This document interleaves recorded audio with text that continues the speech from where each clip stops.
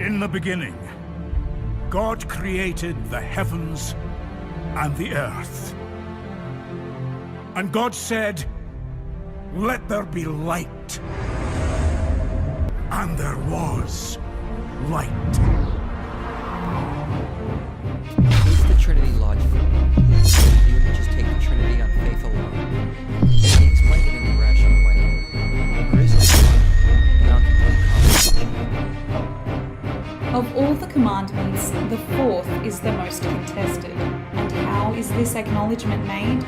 By keeping the seventh day holy. The book of Leviticus is the third book of the Bible, and it says underneath all of this purity and becoming impure was by eating certain animals.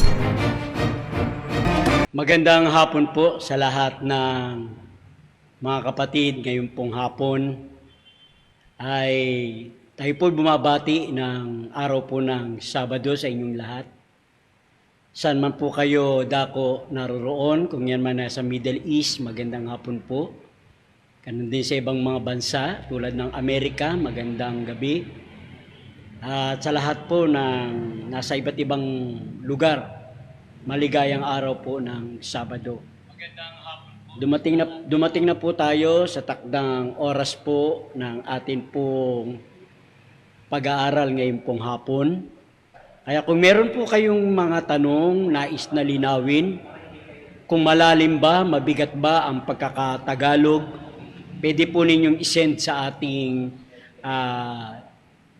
messenger sa comment section. Ibigay lang po ninyo kay Brother Dondon at Berna, yung gusto po ninyong linawin, gusto po ninyong itanong ngayon pong hapon, ay pagsamasamahan po nating talakayin. At kung meron po kayong gustong i-request na atin pong tatalakayin, pwede po ninyong isabihin ng maaga para sa Sabado ng hapon, atin pong tatalakayin yung mga bagay na may kinalaman sa pundasyon ng pananampalataya at mga aral na dapat pong tanggapin ng mga taong nagnanais magpasakop sa Diyos. Yan po ang atin pong paanyaya. Kaya nga po ay bago ho tayo tuluyang mag-aral sa ating pag-aaral mula sa banal na kasulatan, nais ko muna po kayong anyayahan sa isang panalangin. Tayo po ay pumikit at tayo po'y mananalangin. Dakila po naming Diyos na makapangyarihan po sa lahat. Diyos ni Abraham, Diyos ni Isaac, Diyos ni Jacob. Sa amin pong pag-aaral ngayong hapon, mangyari po nawa buksan ang durungawan ng langit. Patuloy po ang presensya ng Holy Spirit ang dumaloy po sa bawat tahanan, sa aming mga kaibigan, sa aming mga kapatid na sumusubaybay at nanonood sa programang ito. Kayo ang patuloy na humipo ng kanilang puso. Makilala po kayo bilang Panginoon, Diyos at tagapagligtas. Ingatan niyo po ang bawat isa, ang aking mga kapatid, mga kaibigan, naway patuloy po silang nasa ilalim po ng inyong pangangasiwa. Kaya pagpalain po kami sa loob po ng 2 oras ng aming pong pag-aaral ng inyong banal na salita. Kayo ang maging sentro, kayo maging panauhin, kayo ang maging gabay ng aming pag-aaral. Ito ang aming dalangin sa pangalan po ni Jesus. Amen. Kailangan po sa isang mananampalataya na kailangan po talagang lumago. Hindi po katulad ng halamang bonsai na kahit anong mangyari ay hindi lumalaki. Doon na lamang siya. Kaya ang pananampalataya natin ay dapat ding lumago. Ang atin pong ugnayan, ang atin pong relasyon sa ating Panginoon ay dapat po lumalago, tumitibay at nag-uugat. Gaya po ng ating sinasabi sa 2 Pedro sa Kapitulo 3, talatang 18, ang sabi sa atin ni Apostol Pedro, ganito ang pagkakabanggit. Nais ko pong pasadahan po ito ili. 2 Peter chapter 3, verse 18, but grow in grace and in the knowledge of our Lord and Savior, Jesus Christ, to Him be glory, both now and forever. Amen. Ayan. Kaya pinapayuhan tayo at binibigyan tayo ng inspirasyon ni Apostol Pedro na tayo ay lumago sa biyaya, grow in grace, sa pagkakilala sa ating Panginoon at tagapagligtas na si Yesu Kristo. Ayan. Kaya hindi ba sinasabi natin sa awiting, read your Bible, pray every day, and you grow, grow, grow. Ano po? Kailangan po yan. Sapagkat marami po sa panahon natin ngayon, ang malimit nating marinig yung pag-accept kay Jesus Christ bilang personal na tagapagligtas. Alam nyo, no, ako ay born again. Yung akin pong sinasama nung araw ay Christ is the answer. Kaya ngayon po ang napili nating programa ngayong hapon, si Kristo po ang katugunan. Kasi nung ako po ay nasa fellowship ng Christ is the answer, pakiramdam ho natin ay sapat na yung tanggapin mo si Yesu Kristo bilang Panginoon at tagapagligtas. Hindi pala doon tumitigil. Kasi ang paglago sa biyaya at pagkakilala sa ating Panginoon ay hindi po natatapos na basta tanggapin mo si Kristo ay sapat na, hindi po. Marami pa ho dapat isaalang-alang pagdating sa loob ng Biblia. Kasi po, mayroong mga tao na tinatanggap si Kristo ay tagapagligtas, hindi Panginoon. Madalas kong naririnig, minsan ay umaatin ako sa iba't ibang klase ng pananampalataya, sa iba't ibang klase ng fellowship. Noon ako ay mahilig umatin, kahit anong klase ng fellowship yan. Ako'y umaatin, madalas kong naririnig na tanggapin si Kristo bilang tagapagligtas. Bihirang marinig ko yung salitang hindi lamang tagapagligtas, nalilimutan yung salitang Panginoon, no? Lord and Savior. Dapat ganun ang pagtanggap. At hindi lamang Lord and Savior, kundi tanggapin din natin si Kristo ay God. Ano po? Kasi sa panahon natin ngayon, laganap ang pagkilala sa Panginoon, kaya lang merong kakulangan. Ano ang kakulangan? Ang sabi sa atin, merong nagtuturo na si Kristo ay hindi kapantay ng Ama. Pagdating sa ibang panig ng samahang pananampalataya, may naniniwala si Kristo ay tao. Meron namang naniniwala na si Kristo ay nilalang lamang ng Ama. O kaya, meron ding parting naniniwala na si Kristo ay Diyos. Kaya yung pagtanggap, yung pagtanggap kay Jesus Christ, hindi lamang Savior, hindi lamang Lord, kundi ikasama na rin natin, my God, my Lord, and my Savior. Yun po ang complete na pagtanggap sa ating Panginoon. Pero hindi po roon natatapos. Kaya ang sabi ni Pedro, magsilago kayo sa biyaya at pagkakilala sa ating Panginoong Yesukristo. Ngayon, ano bang module ang pwedeng gamitin para tayo'y lumago at makilala natin ng lubusan ang ating Panginoong Hesukristo? Kaya pag nakilala natin ng lubusan ang ating Panginoong Hesukristo, anumang pandemic, anumang lockdown, anumang suliranin ang dumating sa atin, maging yung katitisuran ay hindi tayo basta-basta bibitaw. Ano po? Bakit meron tayong personal encounter with Christ? Hindi tayo nanampalataya dahil magaling ang speaker. Hindi natin tinanggap ang baptism dahil maganda ang samahan. Hindi natin tinanggap ang bautismo dahil sa kabisado na nagtuturo yung Biblia. Hindi po. Dapat nating ilagay sa ating isipan, sa lahat po ng nanonood at nakikinig sa programang ito ngayong hapon, ang dapat po nating sikapin na ilagay sa ating isipan at sa ating puso, yung tinatawag na tayo po ay na-in-love. Tayo po ay napamahal sa ating Panginoong Hesukristo. Yung tinatawag nating personal encounter with Christ. Ano po? Pag nakita natin at nakilala natin ng gusto ang ating Panginoon, ang katitisuran ay isa lamang kadahilanan. Ano po? Isa lamang dahilan yan, sabi ni Ellen White, sa step to Christ. Yung maraming mga ayaw sa Adventist, Dahil may itinuturo, ayaw nilang makita ang ganito. Hindi po. Yun po ay tinatawag na kadahilanan. Kumbaga, yan ay mga alibay. Pero kung totoo po ang ating pagtanggap, totoo pong na-inlove tayo kay Jesus Christ, anumang bagyo, anumang pandemic, anumang vaccine, anumang lockdown ang mangyari sa mundong ito, hindi tayo basta-basta matitinag. Hindi ba't may kantang, si Jesus ang ating sandigan, hindi magigiba. Ano po?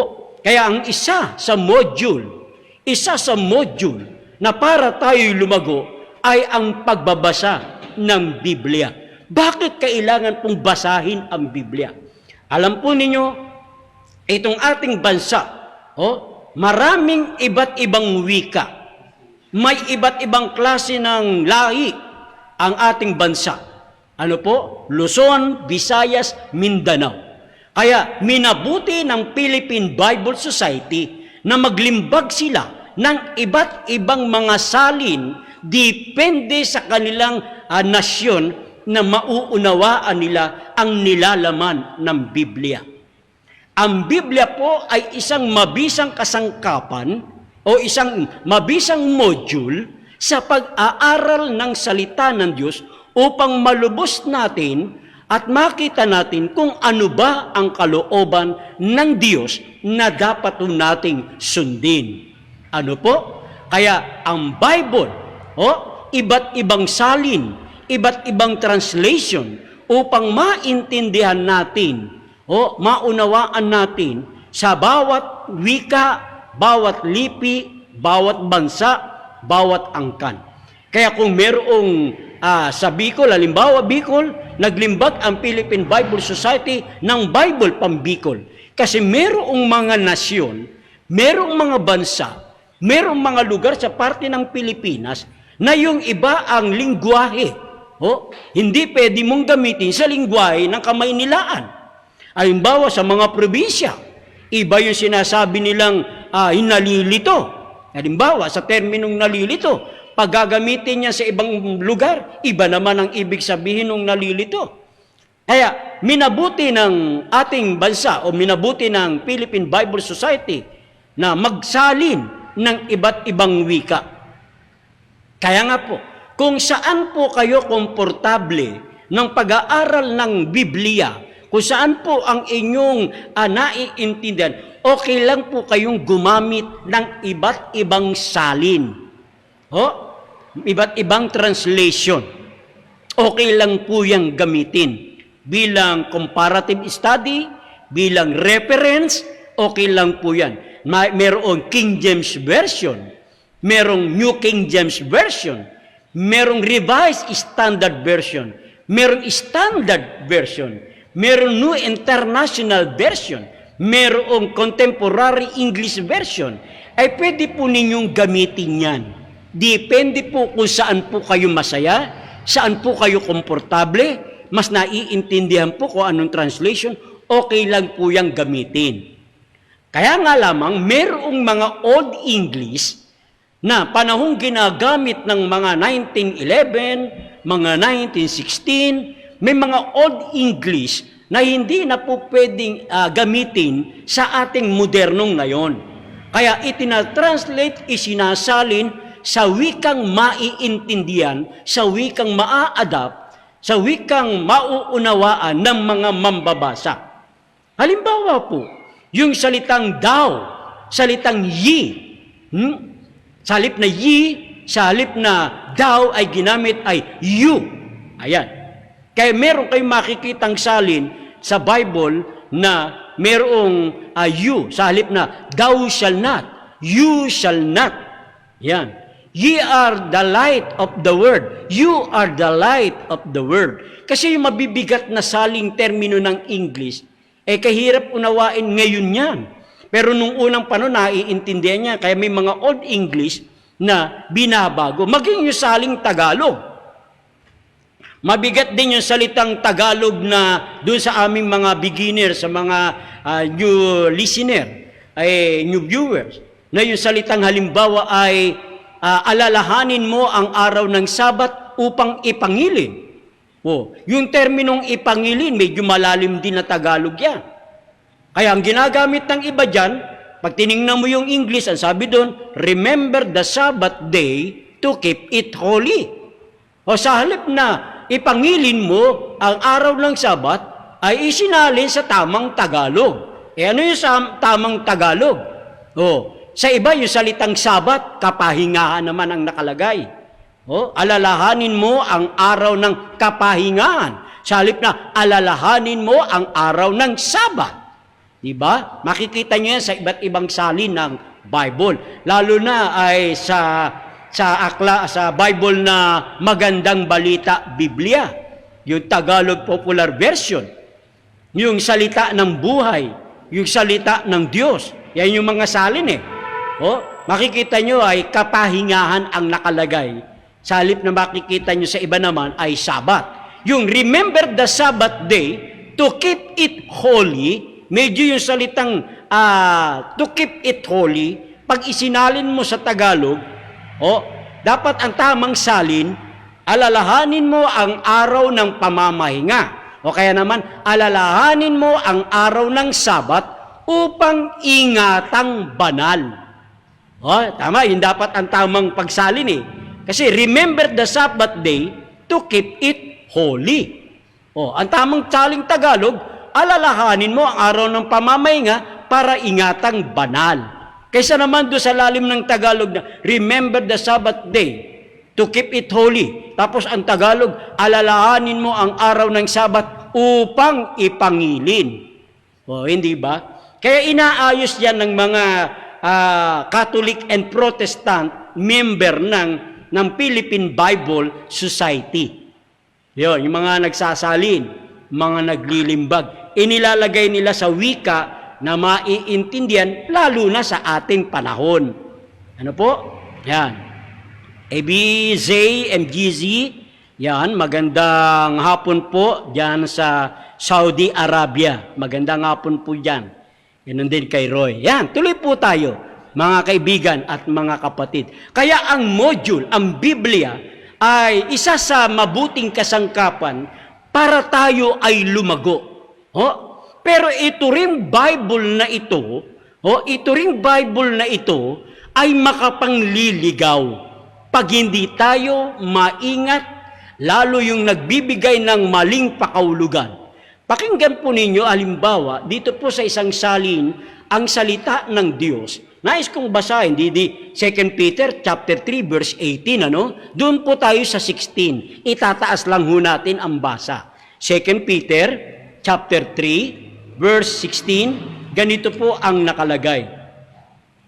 Ang sabi sa atin, babasahin ko po. Ayan.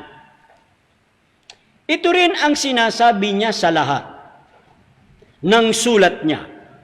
May ilang bahagi sa mga sulat niya na mahihirap intindihin, na binibigyan ng maling kahulugan ng mga mangmang at mahihina sa pananampalataya gaya ng ginagawa nila sa ibang mga kasulatan, kaya sila mismo ay nagpapahamak sa sarili nila.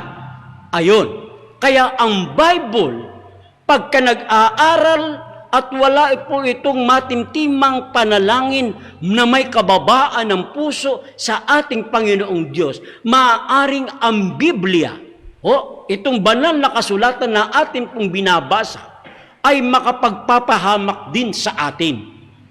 Lalo na kung mali ang pagkakatranslate, mali ang pagkakabigay ng pakahulugan. Ano po? Kaya maingat ang pag-aaral ng salita ng Diyos. Bagamat itong Biblia ay gagamitin po rin ng kaaway ng Diyos. Kaya ang sabi ng Bible, ang salita ng Diyos ay may makapagpapadulong, makapagtuturo, makapagsasansala, makapagsasaway. 2 Timothy chapter 3 verse 15 hanggang 17. Ano po? Kaya ang sola scriptura, ibig sabihin pagdating sa katotohanan, pagdating sa aral, dapat po ay sola scriptura. Yan po ang atin pong pananaw sa Biblia. Kaya ang Biblia po ay mabisang kasangkapan. Ano po? Mabisang kasangkapan po ang Biblia. Pero ginagamit din po yan ng kaaway. Nung ako po ay Christ is the answer, ang aming pananaw sa Biblia, dahil tayo ay nasa New Testament na, nasa panahon ng bagong tipan, wala na tayo sa lumang tipan. Yan ang atin pong pinakikinggan at panahon ng ako po ay kababago sa born again. Yung Christ is the answer. Yan po ang aming paniniwala. Sa dahilan nababasa namin sa bagong tipan, yung lumang tipan lumipas na. Kaya ngayon tayo ay nasa bagong tipan. Yung palang ganong pangungusap ay isang maling pananaw. Kasi yun po dati ang aking tayo, yun po ang dati ko paniniwala nung ako po ay Christ is the answer. Kakita niyo yung programa natin, dito ko kinuha, si Kristo ang katugunan. Opo, mali pala yung ganong pananaw na como lumang tipan, tapos dumating ang bagong tipan, ay wala na tayo sa lumang tipan. Ay mali po palang pananaw yon. Sa katunayan po, yung Biblia sinasabi natin, sabi ni Pedro, mahirap maintindihan, mahirap maunawaan, meron pong nag-i-interpret, ang sabi sa atin, meron nagbibigay pakahulugan, at ang banal na kasulatan sa ikapapahamak din nila. Kaya, ang bilin natin ngayong hapon, ang Biblia, ay kailangan po nating basahin na meron pong mabuting saloobin. May mabuti pong hangarin sa pagbabasa ng Biblia. At higit po sa lahat ay meron po tayong panalangin. Huwag po nating babasahin ang Biblia nang wala pong panalangin. Tatandaan po ninyo, sabi ni Pedro, merong mga salita sa loob ng Biblia na mahirap intindihin, na binibigyan pakahulugan ng mga mangmang at ng mga hindi nakakaalam ng katotohanan na sa ikapapahamak din nila. Ayun. Kaya, una, binanggit natin, ang pag-aaral ng salita ng Diyos, dapat meron kang mabuting hangarin, meron kang mabuting saloobin, merong panalangin. Kasi ang isa sa requirement, sabi ni Pedro, kailangan nating lumago sa biyaya at sa pagkakilala sa ating Panginoon at tagapagligtas. Kaya ang Biblia, punong-puno ito ng impormasyon, punong-puno ito ng kaaliwan, punong-puno ito ng pag-asa, na ang tanging sentro niyan, ang tanging paksang pinag-uusapan ng Biblia ay walang iba kundi ang ating Panginoong Hesukristo. Ayan, nasabi natin na mali nung ako ay born again, Christ is the answer, na mali ang aking pananaw na akala natin ang Old Testament ay lumipas na, tayo ngayon ay sa New Testament. Pero sa katunayan, maging ang ating Panginoon Kristo, ginagamit niya ay ang matandang tipan, ang Old Testament. Ano ang sabi ni Kristo noong siya ay tuksuhin ni Satanas doon sa disyerto, doon sa ilang, doon sa wilderness? Ano po? Pagkatapos na mabaptize ni Jesus Christ sa chapter 3 ng aklat ng San Mateo, at maya-maya ay dinala siya ng Holy Spirit sa disyerto, 40 days and 40 nights, si Jesus Christ ay walang chow-chow, walang kain. Ngayon, dumating ang manunukso, dahil kung i-imaginein natin at ating iisipin, 40 days, walang kain si Jesus Christ, ano kaya ang itsura nung taong hindi kumain sa loob ng 40 days? Isipin po ninyo, imaginein po ninyo, 40 days, walang kain, fasting.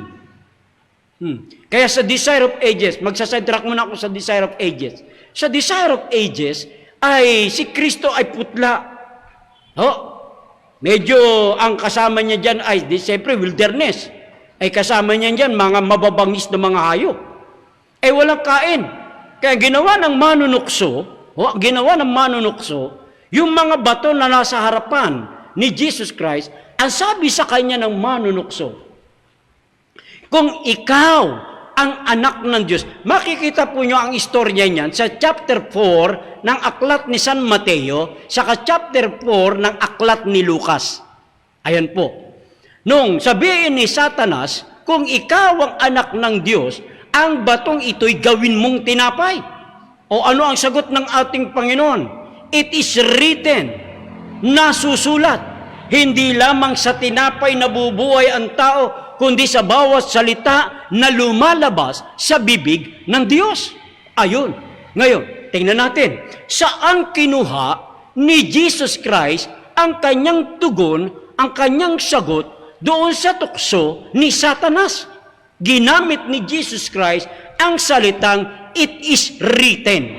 Saan ngayon ito nasusulat nung sabihin ni Jesus Christ, hindi lamang sa tinapay nabubuhay ang tao, kundi sa bawat salita na lumalabas sa kanyang bibig. Pakinggan po ninyo ang aklat ng Deuteronomy sa Kapitulo 8, ang talata nito ay 3, ganito ang pagkakabanggit. 8:3 ng Deuteronomy. Ang sabi sa atin, ikaw ay pinapangumbaba, pinapagdamdam kanya ng gutom, at pinakain kanya ng mana na hindi mo nakilala, ninakilala ng iyong mga magulang, upang kanyang maipakilala sa iyo na hindi lamang sa tinapay nabubuhay ang tao, kundi sa bawat bagay na nagmumula sa bibig ng Panginoon. Klaro, saan kinuha ni Jesus Christ nung tuksoin siya ni Satanas sa chapter 4 ng Matthew, chapter 4 ng Lucas? Ni Jesus Christ, it is written, yung palang hinango at pinaganguang na salita ng Diyos o ni Kristo ay nasa Deuteronomy chapter 8 verse 3. Ibig sabihin, maging sa bagong tipan, humahango ng pagtuturo o pagsagot ang ating Panginoong Jesucristo mula sa matandang tipan. Yun na nga ang Deuteronomy 8 verse 3. Ano pa? Nang marinig po ito ni Satanas, ang ginawa ni Satanas ay dinala siya doon sa mataas na tuktok. Ano po? Gusto kong buklatin po niyo yan para masundan nyo ang ating study sa chapter 4 ng Matthew. O kung nakarating man kayo sa Lucas, okay lang po. Ano ang sabi dito ng Diablo? Verse 5. Nang magkagayoy, dinala siya ng Diablo sa bayang banal at inilagay siya sa tuktok ng templo. At sa kanya'y sinabi, kung ikaw ang anak ng Diyos, magpatihulog ka. Ayan, no?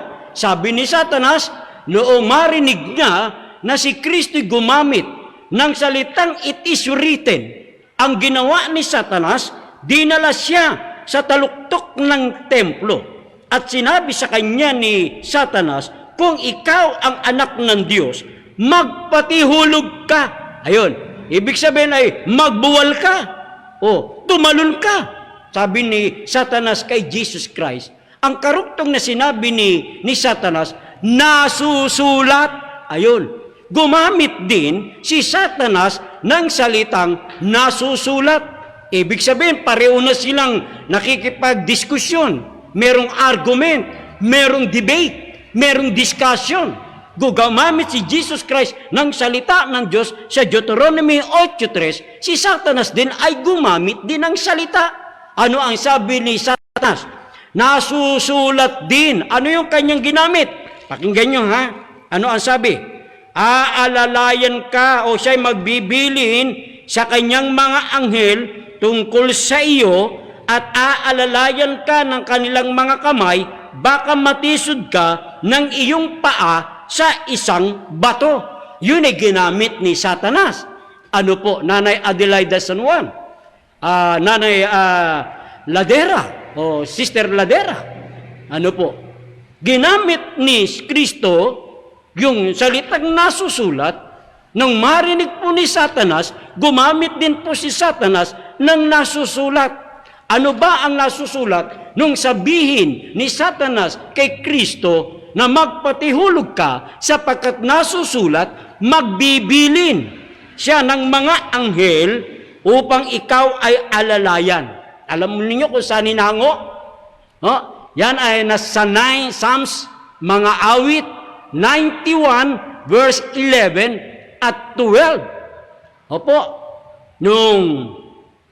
ito po ay kukwento ko lang sandali, pero hindi ibig sabihin ito yung masama. Huwag niyong gagamitin, hindi po. Nung kasagsagan po ng El Shaddai, yung sa kanilang panyo, sa kanilang kalendaryo.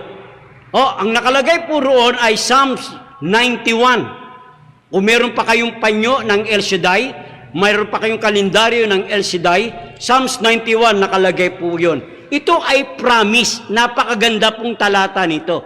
Napakaganda po ang kasaysayan nito. Pag binasa po ninyo ang Psalms 91. Kaya lamang po, ginamit din po ito ni Satanas para ito pang-counter attack, pang-counterfeit ni Satan kay Jesus Christ. Yung Psalms 91, lalo na ang 11 at 12. Pero, tingnan po ninyo, yung pagkakagamit po ni Satanas ng salita ng Diyos na isang pagkukunan natin ng paglago, ng pagkakilala natin sa ating Panginoon at tagapagligtas, ito rin ang gagamitin ni Satanas para palabuin ang ating pagkaintindi at pagkaunawa at pagkakilala natin sa ating Panginoon. Ito rin ang gagamitin ni Satanas para mahadlangan ang pagtuklas ng buong katotohanan. Ito rin ang gagamitin ni Satanas para hindi maintindihan ang liwanag ng Ebanghelyo. Ano po? Kaya ang sabi ni Satanas, nasusula. Ngayon, pag tinignan po ninyo yung termino na si Satanas gumamit ng talata sa loob ng Biblia, ay meron pong pag-umit. Ano po ang ibig sabihin niya? Si Satanas ay napakahusay dumampot ng talata sa loob ng Biblia. Gaya ng binabanggit, sa sidetrack uli ako, gaya lang ginamit at sinabi doon sa The Great Controversy, doon sa librong Malaking Tunggalian, na si Satanas ay magaling dumampot ng talata sa loob ng Biblia. Yan po ay nasa The Controversy, page 57. Sa Tagalog po niyan ay nasa page 32. Ano po? Ng The Great Controversy. Si Satanas ay napakagaling dumampot ng sitas ng tala sa Biblia. Pero, ito po ang pagkukulang. Magaling si Satanas sa twisting, sa pagbaluktot, pag-umit. Yung ginamit ni Satanas na talata sa Psalms 91, 11 at 12, meron pong tinanggal. Pag binasa po ninyo ang Desire of Ages, doon sa bukal ng buhay, pagkatapos na mabinyagan si Jesus Christ, doon po sa chapter 4 ng Matthew, sa Desire of Ages, sundan lang po ninyo ang istoryang yan, ginamit ni Satanas yung talata, pero meron siyang tinanggal, meron siyang inalis. Ganyan po sa ating panahon. Marami po ang gumagamit ng salita ng Diyos, pero napakagagaling dumampot ng talata sa Biblia, pero meron pong twisting, meron pong pagtanggal, meron pong pagdagdag, meron pagbawas, meron pong pag-i-interpret ng maling kahulugan. Kaya nga sabi ni Pedro, merong kasulatan, merong parte sa kasulatan na mahirap maintindihan, mahirap maunawaan, na binibigyan ng maling pakahulugan ng mga hindi nakakaalam ng katotohanan, na ito rin ay makapagpapahamak sa kanila. Ano po? Kaya tayo po, mga kaibigan, mga kapatid, kaya meron tayong 28 fundamental beliefs. Meron tayong explorer. Meron tayong mga babasahin na sinusundan natin para hindi tayo maligaw. Ano po? Ngayon, bilang module ang kasulatan na ginagamit ng maraming mga tao, ito po ang ating tanong. Hindi po lahat ng bumabasa ng salita ng Diyos ay sa Diyos. Yun po ang pakakatandaan po ninyo. hindi po lahat ng nagtuturo, nagsasalita, nangangaral ng salita ng Diyos ay sa Diyos. Baka isipin naman natin ang mga kaibigan natin, mga kapatid, mga kaibigan, bakit naman ganon, Brother Lino o Brother Linsky? Salita din naman ng Diyos yun. Bakit sinasabi mong hindi lahat na nagtuturo, nangangaral ng salita ng Diyos ay sa Diyos? Sila nga meron pa nga silang marubdob na panalangin sa iba't ibang lugar. Meron pa nga silang paluhod kung lumakad. Nagsasakripisyo na nga sila sa tindi ng init ng araw. Pinaparusahan na nga nila ang kanilang mga sarili. Nagpapapako na nga sa krus. O kahit tag-ulan, tag-araw, nangangaral sa luneta. Tag-araw, tag-ulan, baitos na naglalakbay sa daan. Pagkatapos sasabihin ni Brother Linsky na ang dilakat ng nagsasalita, nangangaral ng salita ng Diyos ay sa Diyos. Parang mahirap naman yatang paniwalaan yan, Brother Linsky. Hayaan po ninyo, kung ganyan ang mga tanong, dito na lamang po, nais ko po, balikan at yung istorya ni Kristo at ni Satanas. Si Satanas po ay gumamit ng salita ng Diyos. Pero ang sabi sa atin, meron pong pagkukulang, meron pong pag-umit, meron pong pagtanggal. Kaya kahit sa panahon ni Kristo, si Satanas, si Kristo gumamit ng salitang, it is written, Deuteronomy 8:3, Deuteronomy 6:16, Deuteronomy 6:13, lahat po niyan, Kaya nung sumagot si Kristo kay Satanas, nasusulat din naman, huwag mong tutuksuin ang Panginoon mong Diyos. Nakalagay po yan sa Deuteronomy 6:13, Deuteronomy 6:16, Deuteronomy 8:3. Lahat mo lang sinabi ni Jesus Christ sa Matthew chapter 4, ang pinaghanguan niya ay ang Old Testament. Napansin po ninyo? Kaya yun po ang tiyak na sagot natin, hindi po lahat. Mamaya malalaman po ninyo. Okay? Naalala nyo kaninang umaga yung ating paksa ng Isaiah? Isaiah chapter 65, chapter 66, ang buong aklat natin mula Old and New Testament ay may tinatawag na kabuuan ng aklat ay 66. 39 sa Old Testament, isinulat sa wikang Hebrew. New Testament, 27 books, isinulat sa wikang Grego. Maging sa Old Testament, may halong Aramaic, may halong sa Latin, sa Old New Testament. Pero lahat po niyan sa kabuuan niyan ay 66. Pero ang Isaiah ay meron lamang 66 chapter.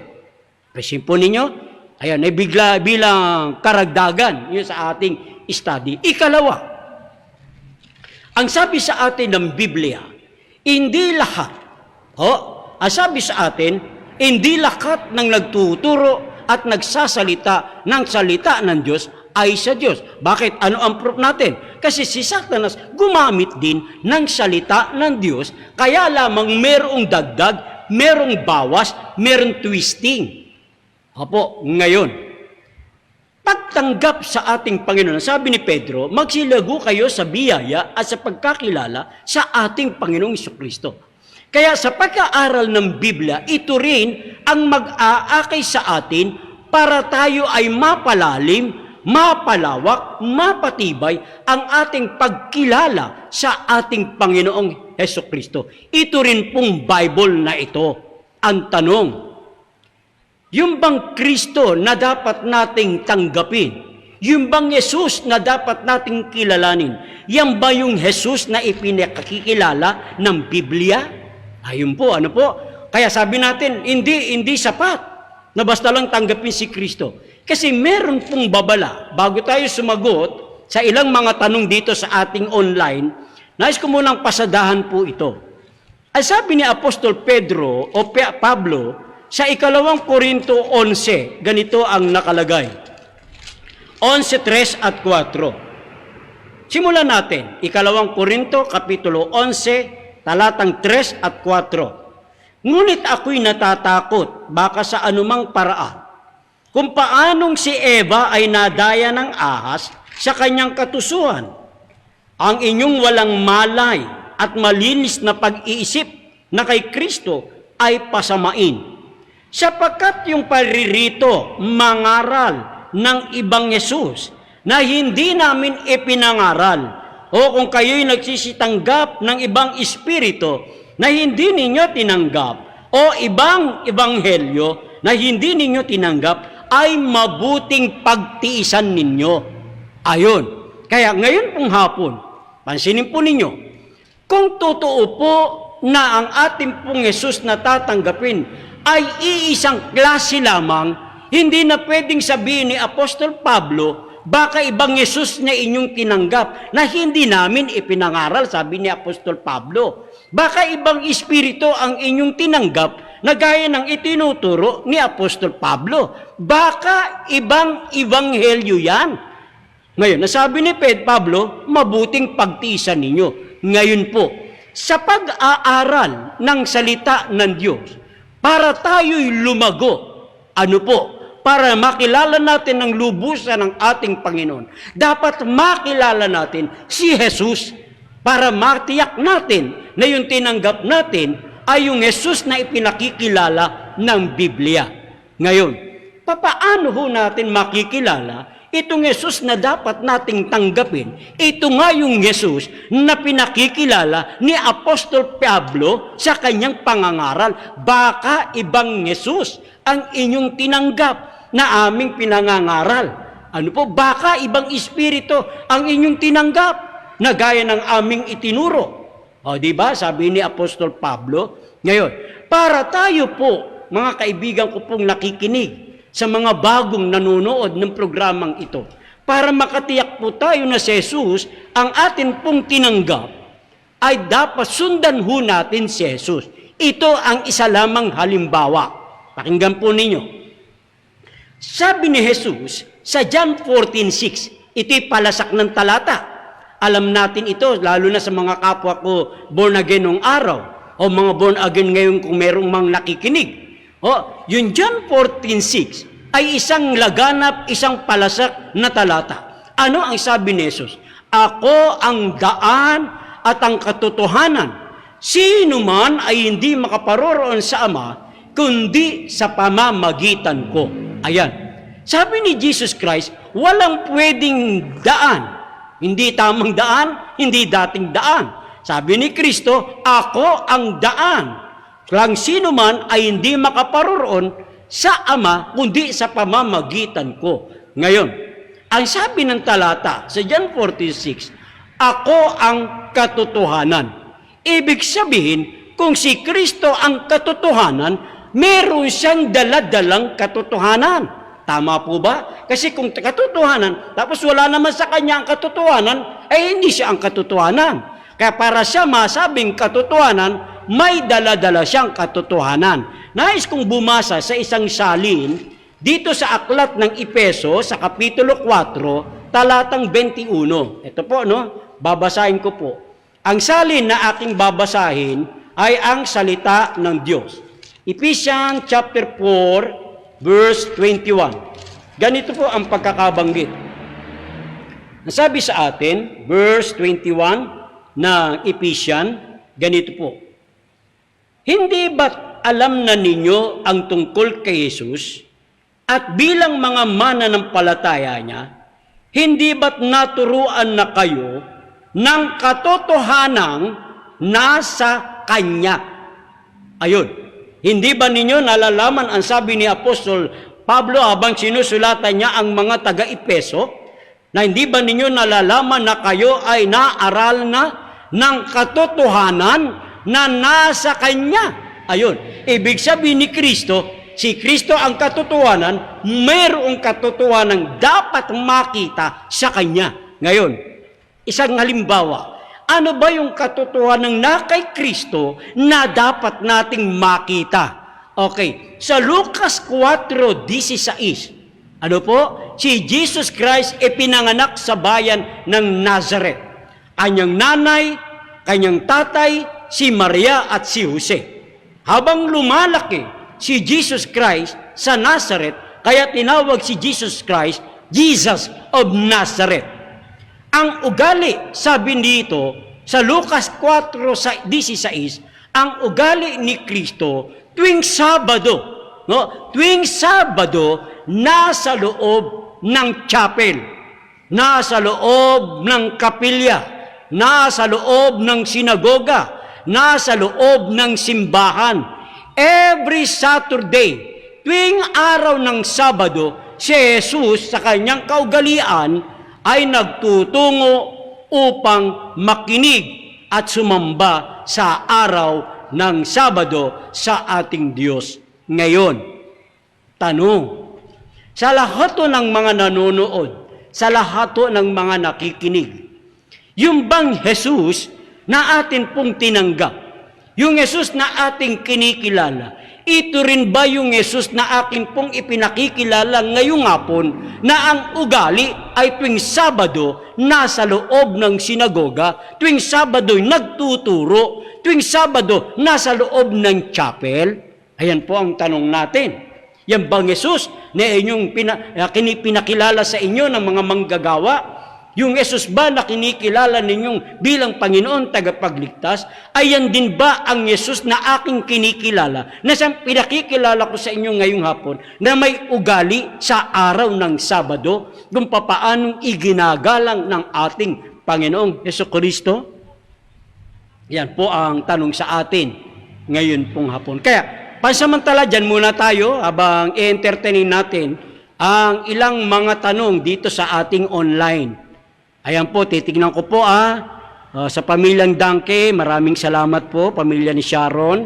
Ayan, sa mga nahanap ko po Ayan, Joy Argente, magandang hapon.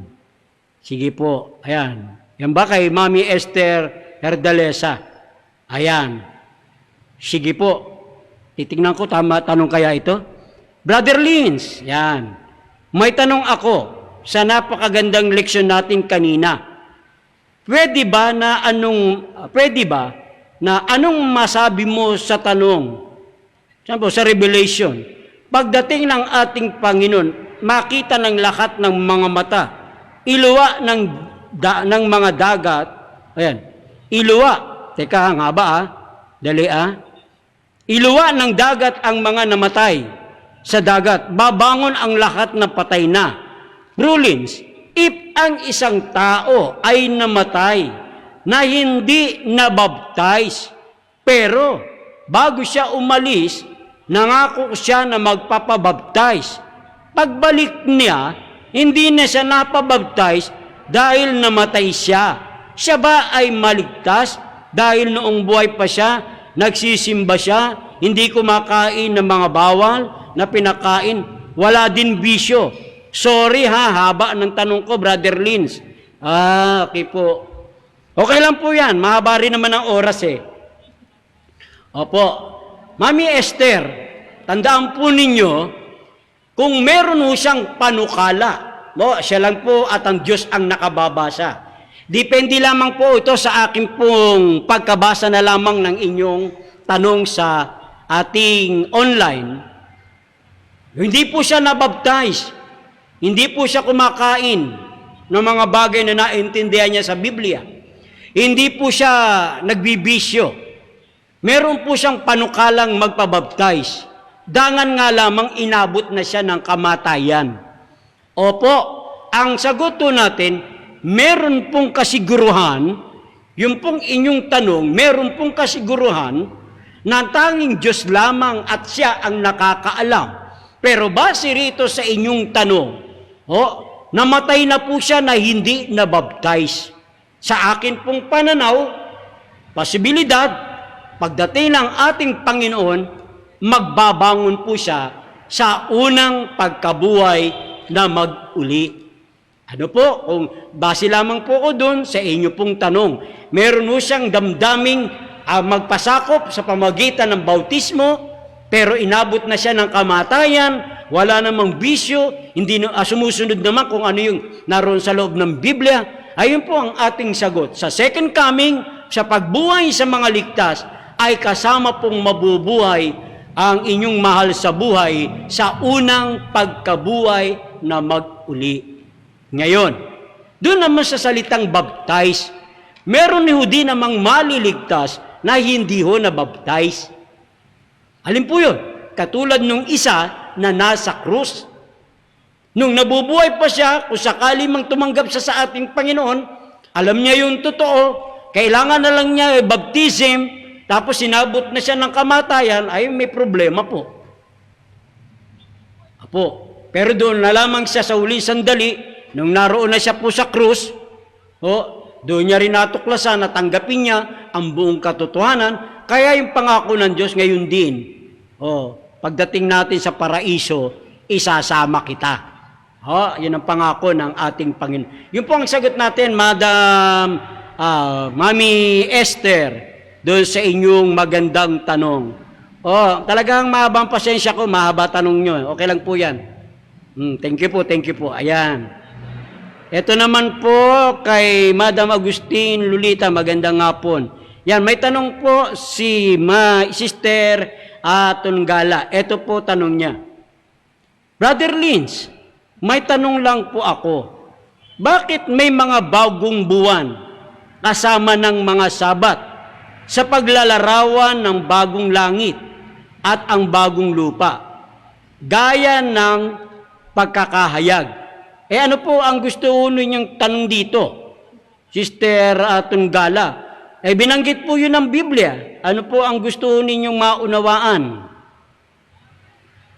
Sige po. Follow up lang po ninyo. Pero sabi sa atin ng lesson, lagi kasing magkabalikat, kung ang pag-uusapan naman ay ceremonial law. Ceremonial law. Dahil bagong buwan. Binanggit yung bagong buwan. Kasi ang aklat ng Isaiah ay mayroong dalawang tanawin. Una, yung kanilang kapanahunan. Ikalawa, yung panghinaharap.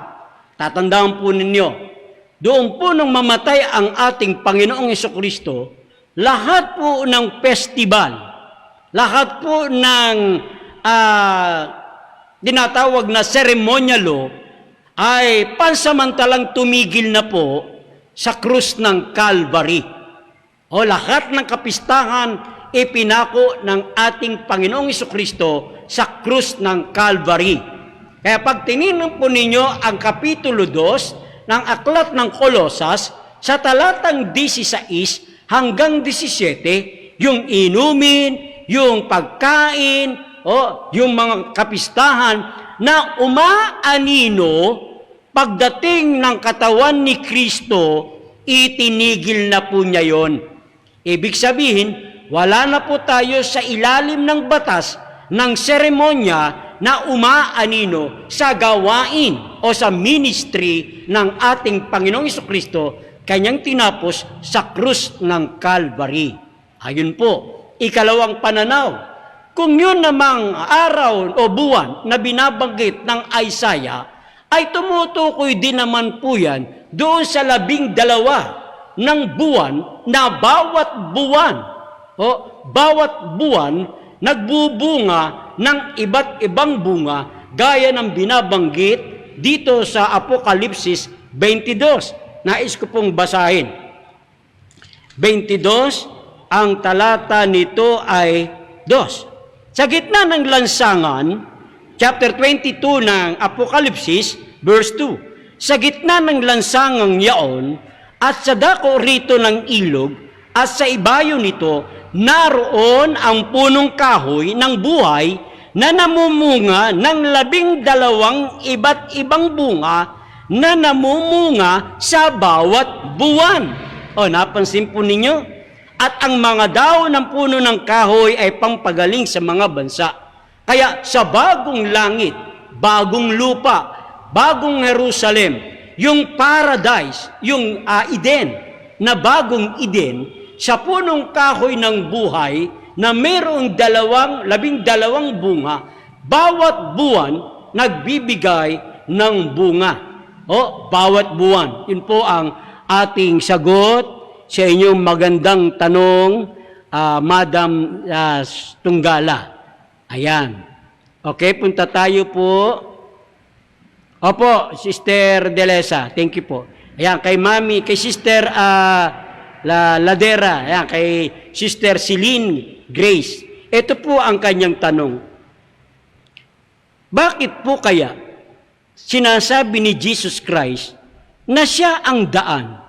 Bakit hindi na lang po niya sinabi na ako ang Diyos gayong siya naman ang ating Diyos. Opo.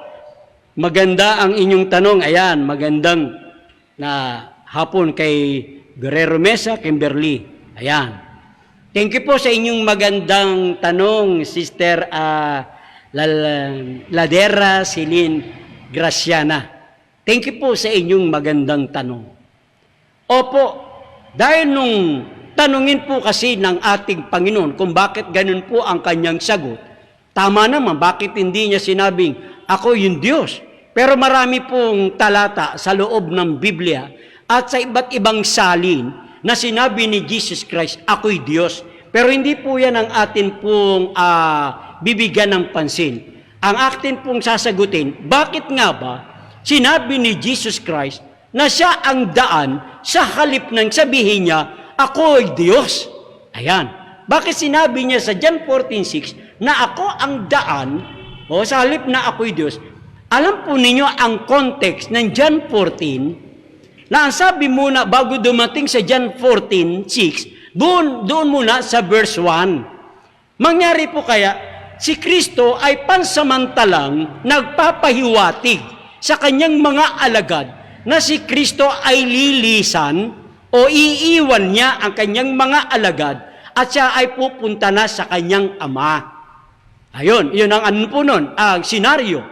Una, ano ang sabi niya sa verse 1 bago dumating sa verse 6? Ang sabi ni Kristo sa kanyang mga alagad, let not your heart be troubled, believe in God, believe also in me. Yung verse 1. In my Father's house are many mansions. Ano sabi ni Jesus Christ? Ako'y pupunta sa aking Ama upang ipaghanda ko kayo ng dakong kalalagyan.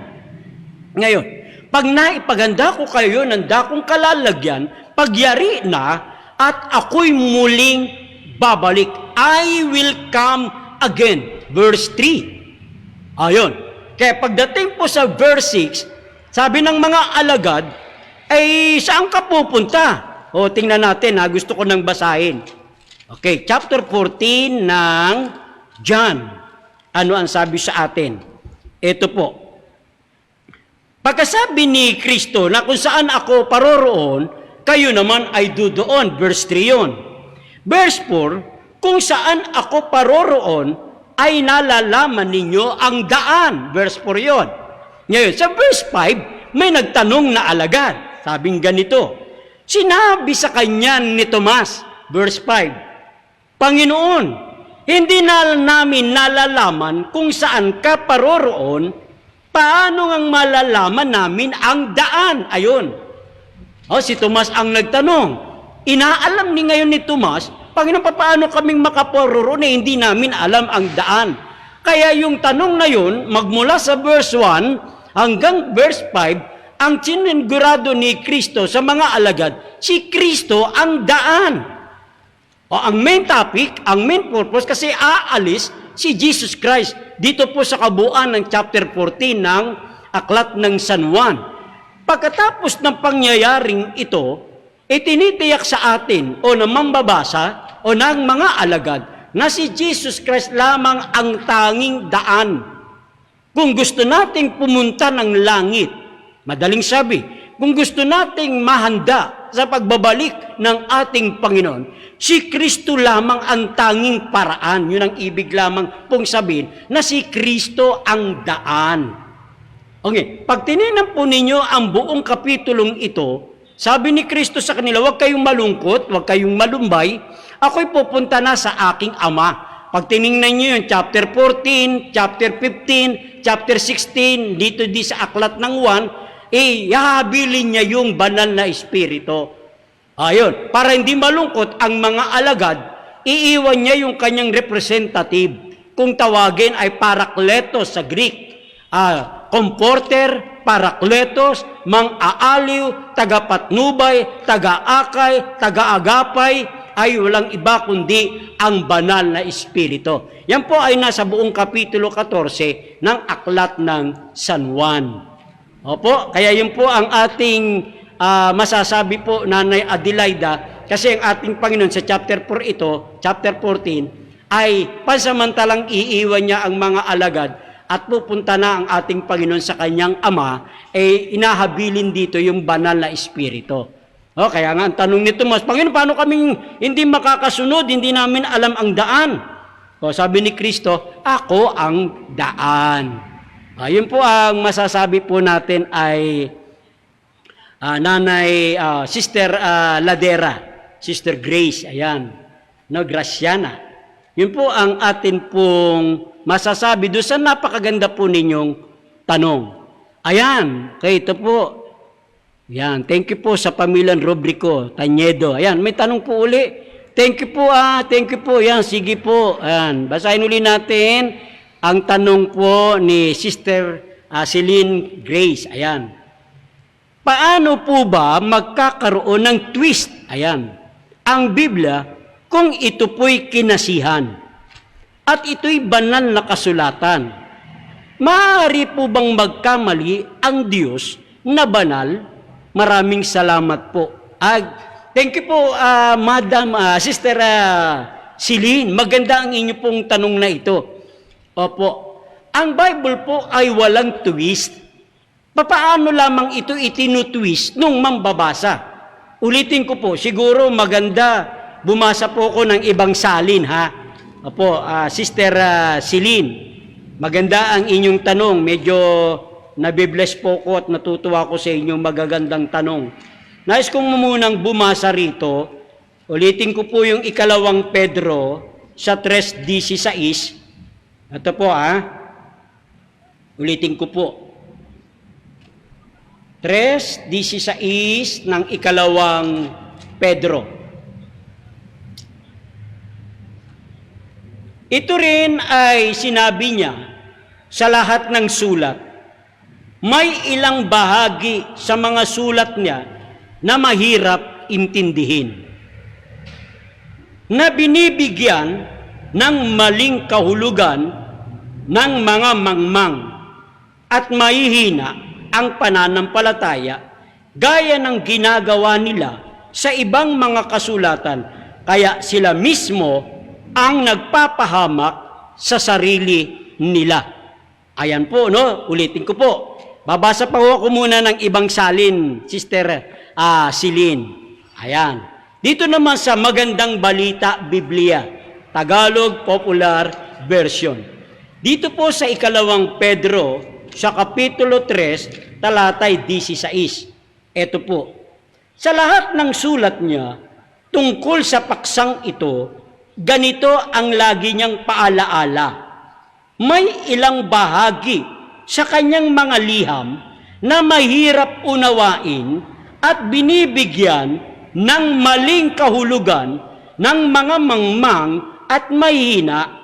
Ganyan din ang kanilang ginagawa sa ibang mga kasulatan, ano pat ipinahahamak nila ang kanilang sarili.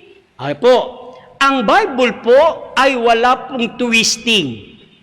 Ang nagkakaroon lamang ng twisting, yung mga taong ayaw magpasakop sa ating Panginoon. Ibig kong sabihin, Sister Ladera, may mga tao na pinasusunod ang Biblia sa gusto nilang mangyari. Merong mga paniniwala na gusto nila lamang nilang paniwalaan kaysa doon sa sinasabi ng Biblia. Halimbawa, bibigyan ko po kayo ng example. Pakinggan po ninyong mabuti. Sa lahat ng mga nanonood, sa lahat po ng nakikinig, bibigyan ko po kayo ng sample. Ang Bible po ay walang twisting, kundi po yung mga ayaw sumunod sa loob ng Biblia. Halimbawa lang ito po. Sa Bible ay meron pong nakasulat na si Kristo po ay umiyak. Tama po ba, Sister Celine? 11:35 ng John, si Kristo ay umiyak. Ayan. Naniniwala rin po ba ang mga nanonood na si Judas Iscariote ay nagbigti? Nasa loob din po yan ng Biblia. Sa chapter 27, chapter 26, nung mahuli na si Kristo, nakita ni Judas na mabuti yung Kristo, isinauli niya yung 30 silver sa mga scribe and Pharisee, sa mga Hudyo. Isinauli niya yung 30 silver. yung 30 silver kasing halaga ng isang alipin. Ipinagbili niya ang ating Panginoon ng halagang 30. Ngayon, nung ma-realize, maintindihan, o siguro dumating na yung konsensya kay Judas. Ang ginawa ni Judas, ibinalik niya yung 30 silver.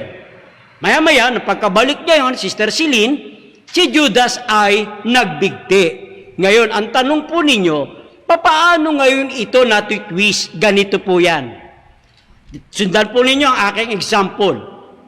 Si Jesus Christ umiyak, nasa Bible. Si Judas Iscariote, nagbigti, nasa Bible. Ito po ang twisting. Nang magbigti si Judas, umiyak si Jesus. Tanong, tama po ba, Sister Celine, sa lahat ng mga nanunod, tama po ba ang pagkakapit, pag-uugnay nung dalawang pangyayari, dalawang teksto, dalawang talata?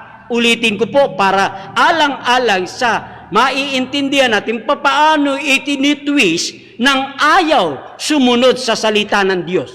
Ulitin ko po, meron sa Biblia na si Judas nagbigti. Meron din sa Biblia na si Kristo'y umiyak. Eto ngayon, nang magbigti si Judas, umiyak si Jesus. Ang tanong, tama ba ang pagkakalapat? Tama ba ang pagkakaugnay nung talata? Ayan po, Sister Celine, ang tapag po dyan, twisting context. Mali ang pagkakalapat ng talata. Totoo yung talata, pero mali ang pagkakalapat. O paanong mali ang pagkakalapat? Hindi po totoo nang magbigti si Judas, umiyak si Jesus. Hindi po. Paano nangyari? Ganito po yun sa mga manonood, makikinig. Umiyak po si Jesus, hindi dahil sa nagbigti si Judas.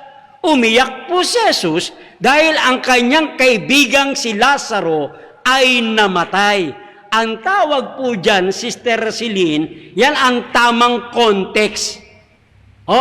Pag tinignan po ninyo mula sa istaas ng istorya ng chapter 11 hanggang sa makarating kayo sa verse 40, yung kaibigan niyang si Lazaro ay nabalitaan nilang patay. Opo, yan ang istorya niyan. Sisimulan niyo sa una. Kaya nung mabalitaan ito ni Jesus Christ, ay pagdating po roon sa 11:35 ng John, umiyak si Jesus. Tumangis siya dahil sa kanyang kaibigang si Lazaro ay namatay. Hindi po siya umiyak dahil si Judas ay nagbigti. Mali ang pagkakalapat, mali ang pagkakaugnay. Ganun po ang sinasabi ni Pedro sa ikalawang Pedro 3:16 na ipinaliliwanag ng kasulatan na ikapapahamak din nila gaya ng kanilang ginagawa sa ibang kasulatan. Ayan po, Sister Celine. Ikalawa, bibigyan ko po ka, Sister, ikalawa pong example, bibigyan ko po kayo. Ang sabi ng isang grupo na kung tawagin ay dating daan, yung kanilang programa, ang kanilang programa ay nakilala po sa salitang ang dating daan. Ano po ang kanilang pinaghanguang talata? Kahit kayo po, obserbahan po ninyo kung tatama. Ano po ang sabi sa Jeremias 6:16? Yung pong talatang yun, ang kanilang pinaghanguan at nailagay sa kanilang programa at dito sila sumikat at dito'y pinasikat ni Brad Pitt, yung salitang ang dating doon. yung tamang daan, yung ang dating daan. Sumikat po yan, pinasikat po yan ni Brad Pitt. Ngayon, yung Jeremias 6:16, sa inyo pong obserbasyon, kahit po sa inyong saling Biblia, wala po kayong makikita na ang dating daan sa Jeremias 6:16. Wala po. Ang makikita po niyan, Sister Celine, ay mabuting daan, mga dating landas. Mga mabuting daan, mga dating landas. Wala kayong makikita dyan ang dating daan. Pero pag pinanood nyo po, sasabihin niya, dapat lahat ng iyong kukwentahin, lahat ng iyong sasabihin, dapat nasusulat. Tanong, yung Jeremias 6:16 na pinaganguang talata, wala po kayong mababasang ang dating daan. O, nais ko papansin. Pakinggan po ninyo, babasahin ko po. Ito po ang nakalagay. Kaya maganda ang inyo pong tanong eh. Kasi pan-twisting eh. O, eto. Ganito ang sabi ng Panginoon, magsitayo kayo sa mga daan at magsitingin kayo at ipagtanong ninyo ang mga dating landas kung saan nandoon ang mabuting daan. Ngayon, at magsilakad kayo roon at kayo'y mga kakasumpong ng kapahingahan ng inyong mga kaluluwa, ngunit kanilang sinabi, hindi kami magsisilakad doon. Napansin po ninyo, wala kayong nakitang dating daan. Ang makikita nyo dyan, mga daan.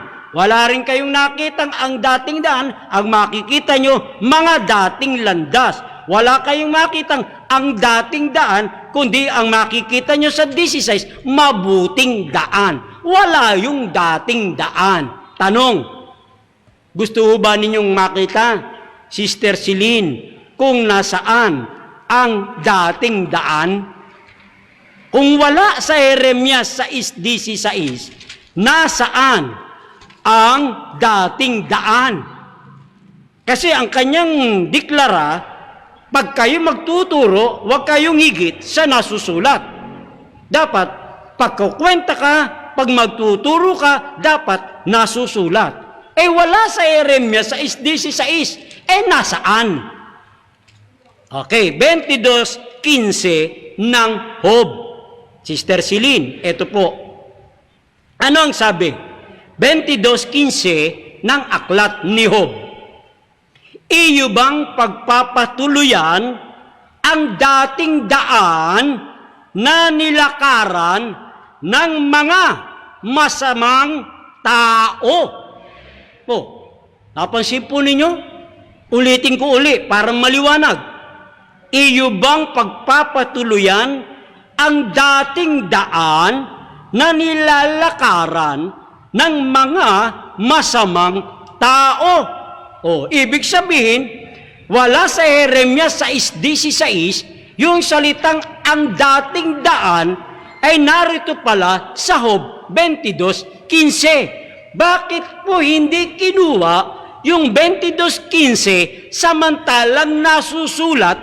Samantalang sa Jeremias 6:16, wala namang dating daan, wala namang nasusulat, bakit yun ang kinuha? Hindi ba ninyo naitatanong?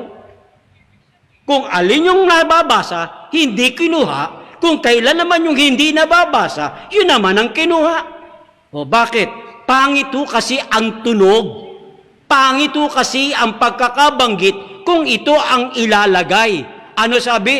Iyo bang pagpapatuluyan ang dating daan na nilalakaran ng masamang tao? Sino ba naman ang lalakad dyan? Sa masama? O sa daan na nilalakaran ng masamang tao? Kaya hindi nila yun ilalagay kasi pangit ang tunog. Isa yun sa ating sinasabi, Sister Celine. Ang Biblia po, wala pong twisting. Ang nagbibigay ng twisting, yung hindi na pagpapasakop sa katwiran ng Diyos.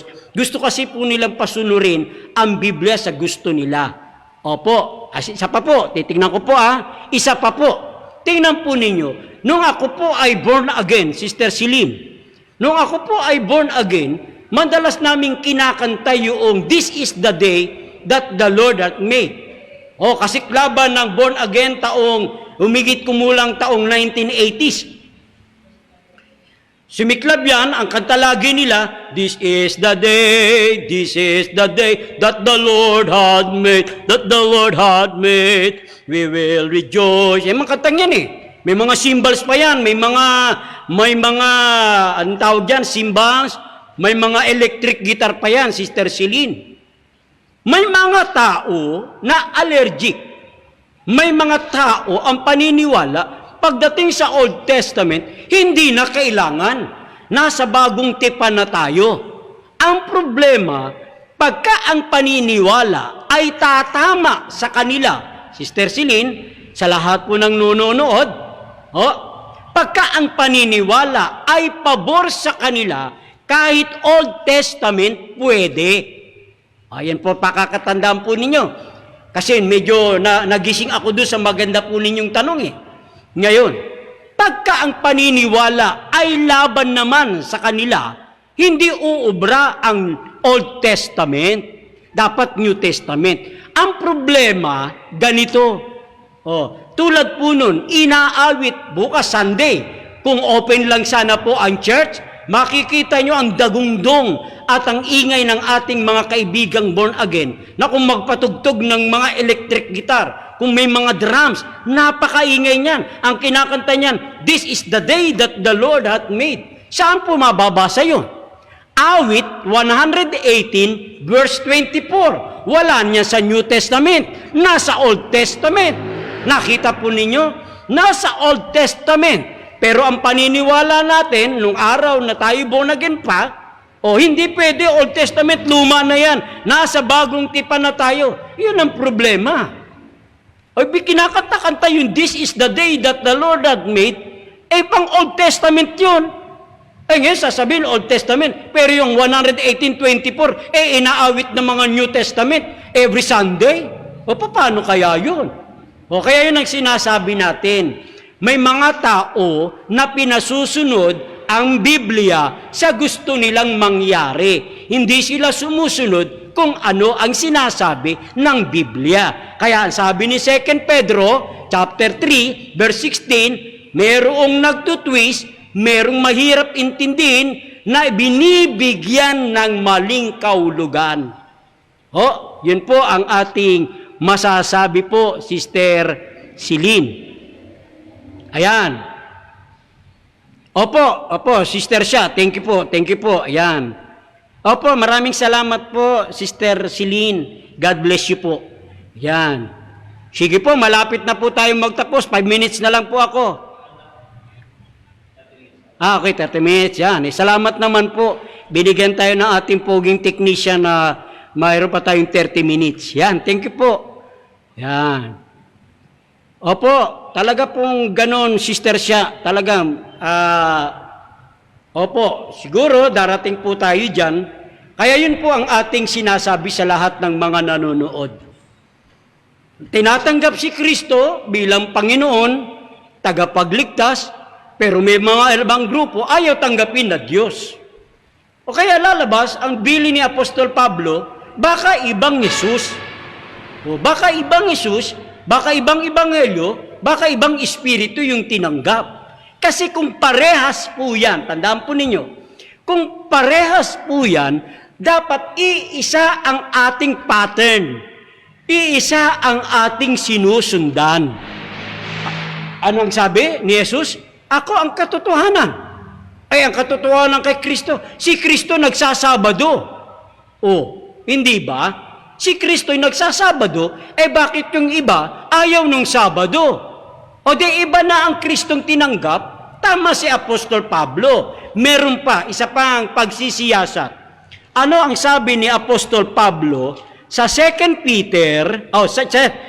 Corinthians, chapter 10, verse 7. Pakinggan po ninyo. Chapter 10 ng 2 Corinthians, verse 7. Minamasdan ninyo ang mga bagay na nakaharap sa inyong muka. Kung ang sino man ay mayroong pagkakatiwala sa kanyang sarili na siya'y kay Kristo, ay muling dili-dilihin ito sa kanyang sarili na kung paanong siya'y kay Kristo, kami naman ay gayon din. Ayan, may mga grupo, may mga samahang pananampalataya, pag inaaralan mo o sinesharean mo, ay hindi, meron na kaming Kristo. Tinanggap na namin si Jesus bilang personal na tagapagligtas. Sarado na ang kanilang isipan. para sa kanila, sapat na yung pagtanggap kay Kristo. Pero sabi ni Apostol Pablo, ay dili-dilihin mo nga, isip-isipin mo nga, paano kang na kay Kristo? Ayun, napansin ninyo? Kaya lagi kong lagi kong itinutulak, mga kapatid, na si Kristo ay may katotohanan. Kung si Kristo ang daan ng katotohanan, may katotohanan dapat matuklasan ng mga tao na nagnanais lumago, nagnanais na maglingkod, nagnanais na sumunod sa ating Panginoon, ay dapat makilala niya ng lubusan yung Jesus na ipinakikilala ng Biblia. Kaya ko binigyan ng example, si Kristo po may ugali. Every Saturday, nasa loob ng chapel, nasa loob ng sinagoga, nasa loob ng church, nakikinig ng salita ng Diyos. Ngayon, yun po ang tanong natin sa ating mga kaibigan. Maganda nga po, Sister C. Padilla. Ayan. Ano po? Kaya ibang Jesus Kaya makikita po naman ninyo yan para makatiyak po tayo na yung Jesus na tinanggap natin, yung Kristong pinakikilala ng Biblia, bukod siya yung katotohanan na Sabat, meron po siyang aral. Ayan, dito na tayo. Meron siyang aral. Pakinggan po ninyo sa 2 John verse 9. Ito po, babasahin ko po. Dito po sa isang salin ng ang salita ng Diyos. 2 John verse 9. Ang sinumang hindi sumusunod sa aral ni Kristo o nagtuturo pa ng labis dito ay hindi pananahanan, hindi na papatnubayan ng Diyos. Ngunit ang sinumang sumusunod sa aral ni Kristo ay pinanahanan ng Ama at ng Anak. 10. Kung may dumating man sa inyo na iba ang ipinangangaral tungkol kay Kristo, huwag ninyo siyang tanggapin sa inyong tahanan, ni huwag ninyo siyang babatiin na may pagpapala, sapagkat ang sinumang bumati sa kanya ng ganoon ay nakikibahagi sa masasama niyang gawain. 2 John verse 9 up to 11. Ang gusto kong pansinin po natin, ang sabi ni Jesus Christ sa pamamagitan po ni John na kanyang apostol, kung sino man ang hindi nananatili, hindi nananahan, hindi sumusunod sa aral ni Kristo, hindi kinaroroonan ng Diyos. Maliwanag yun. Kung ang sino man ang nananahan, nananatili, sumusunod sa aral ni Kristo, kinaroroonan ng Anak, kinaroroonan din ng Ama.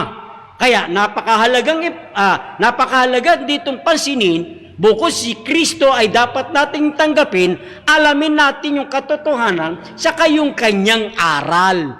May aral si Kristo na dapat nating sundan. Una, kailan ho ba ipinagkatiwala, bago ko sagutin yung ilang mga tanong? Kailan po ibinigay itong aral at para kanino? Ayan. Kasi ulitin ko po, sabi ni Juan, kung ang sino man hindi nananatili, hindi sumusunod sa aral ni Kristo, hindi kinaroroonan ng Diyos. Maliwanag po yan. Maliwanag po yan sa malabo pang munggo. Tuloy. Ang sinumang nananatili, sinumang nananahan, sinumang sumusunod sa aral ni Kristo, kinaroroonan ng Diyos at kinaroroonan ng Anak. Maliwanag. Okay. Siguro naintindihan na po yan. Tanong uli. Saan po ba ibinigay at kanino ipinagkatiwala ni Kristo at yung sinasabi ni Juan na aral? Yan. Tingnan po ninyo ang Kapitulo 7 ng Aklat ng Mga Gawa.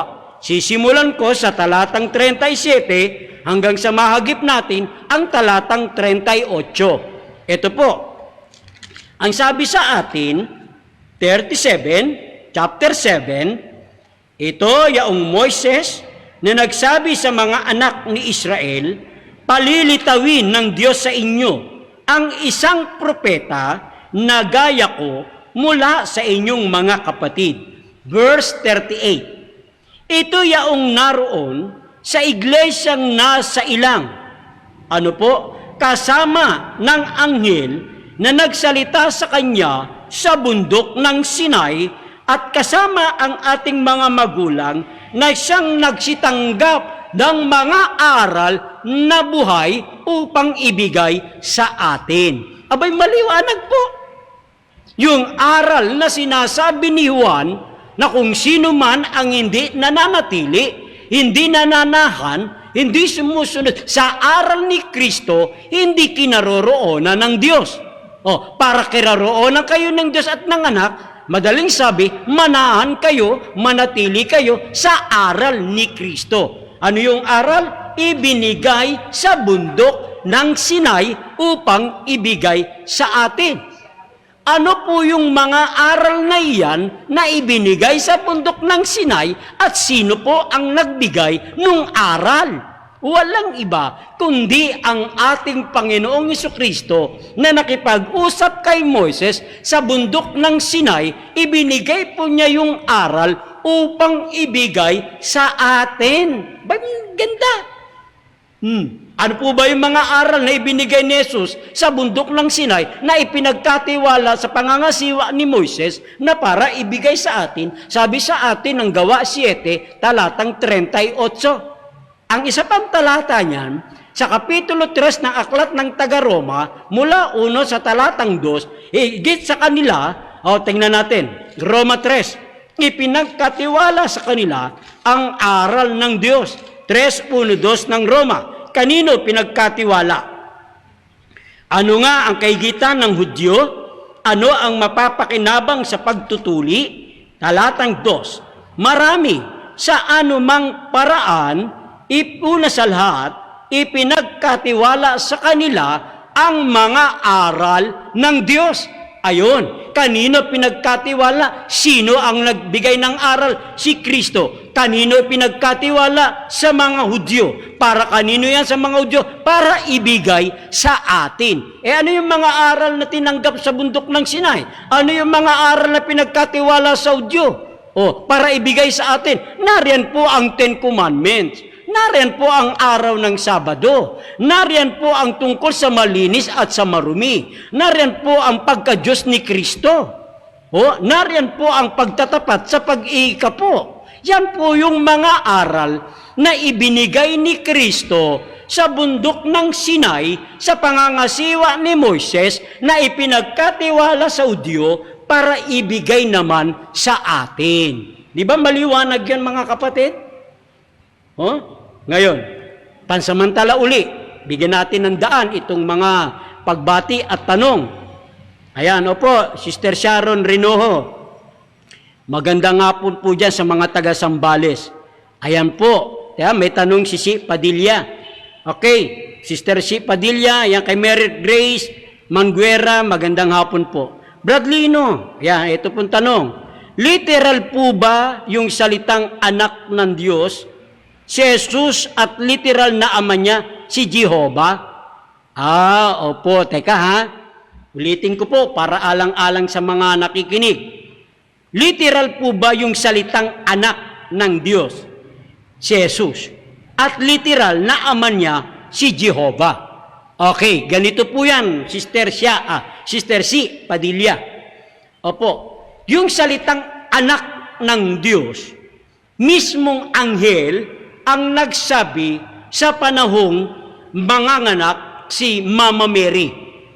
Una, sa Matthew chapter 1, verse 20, ang iyong dinadalang anak ay anak ng tao.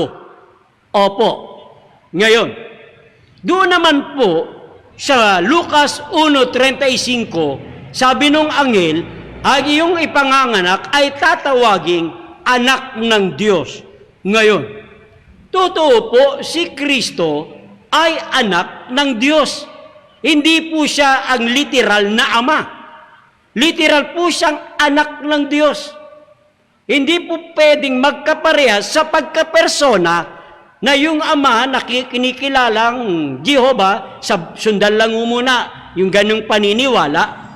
Kung si Jehovah, yung ama ni Kristo na Diyos anak, ay anak po talaga si Jesus Christ.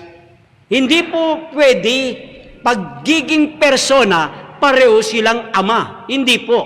Lalabas, ama rin pala si Kristo, ama rin yung ama niya. Hindi po. Sa iisang persona, sa tatlong persona, iisa lamang yung ama. Walang iba kundi yung ama ni Kristo. Thank you po, Madam Tagapulilian. Yan. Kasi sinabi po yun ng Biblia, Sister C. Pareho pong tinawag siyang anak ng Diyos, anak ng tao. Pero yung pangalan, ito na po, yung pangalang Diyos, pangalang Jehovah, either na kanino mo pwedeng ikapit. Opo. Hindi tayo stricto, at naniniwala tayo na ang Diyos tinatawag ding Jehovah. Si Kristo, tinatawag ding Jehovah. Ang Holy Spirit, tinatawag ding Jehovah. Yung Ama, tinatawag ding Yahweh.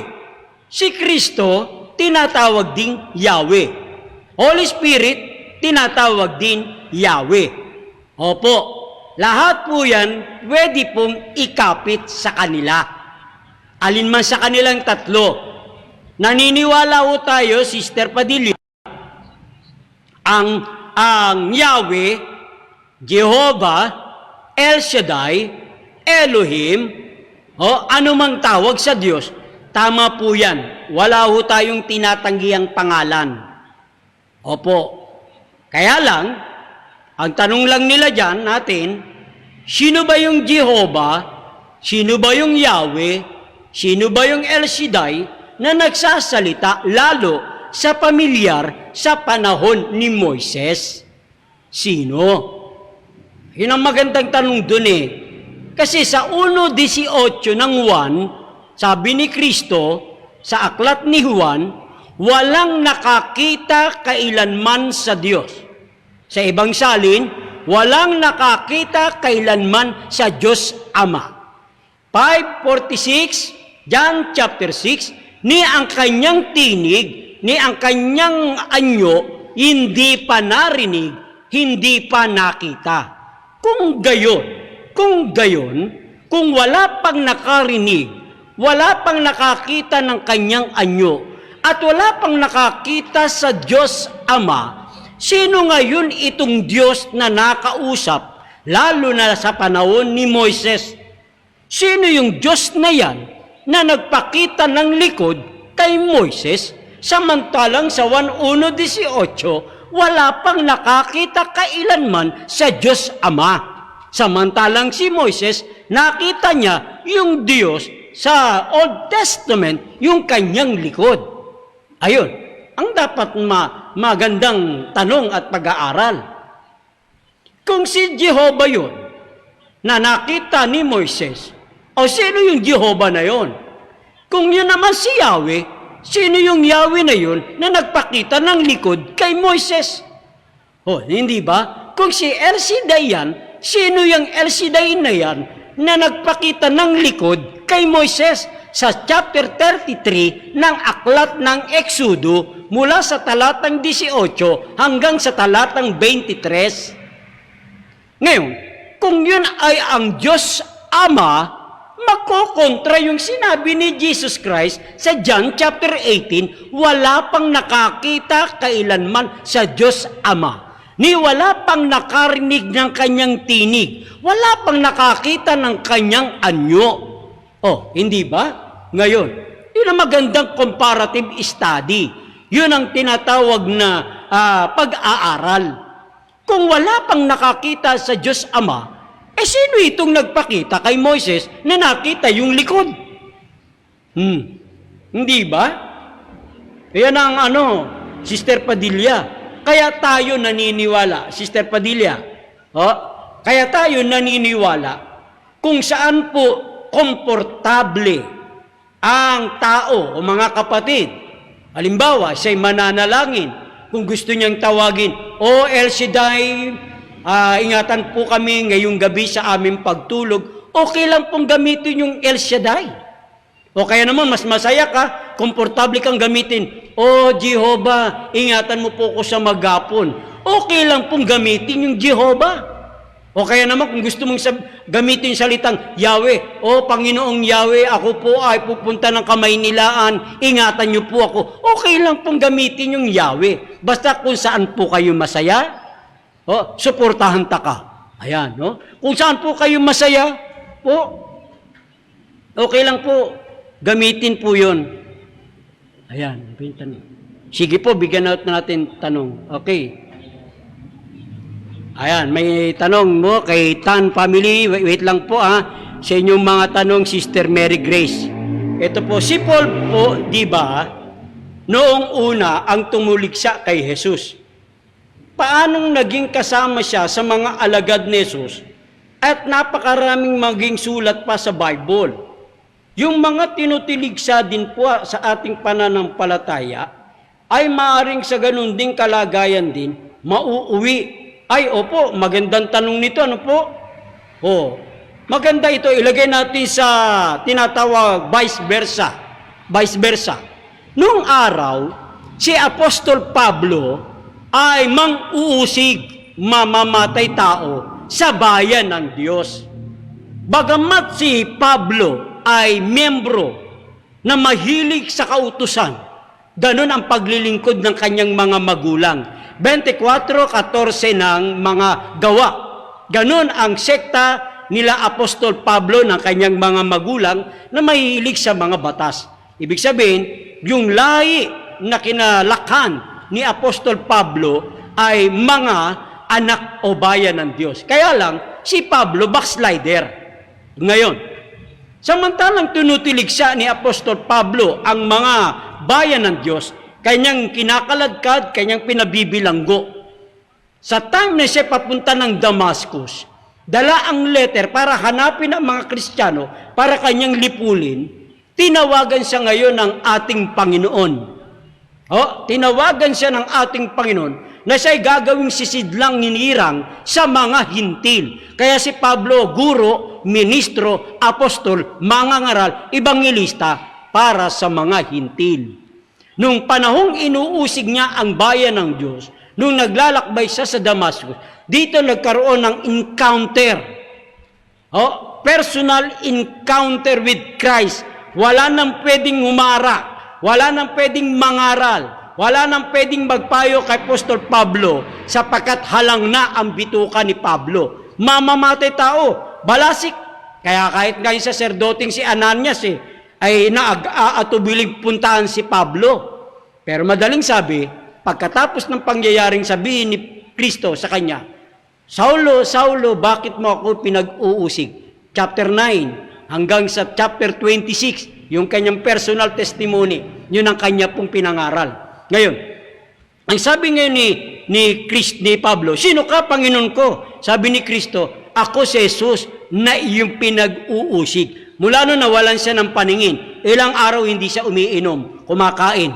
Ngayon, nung magbalik na ang kanyang paningin, sa halip na mang-uusig, sa halip na patayin ang mga Kristiyano, siya ngayon ay pumapatay. Mula nung maging anak na siya ng Diyos, ngayon siya ay mamamatay tao. Anong ibig sabihin? Nabaliktad.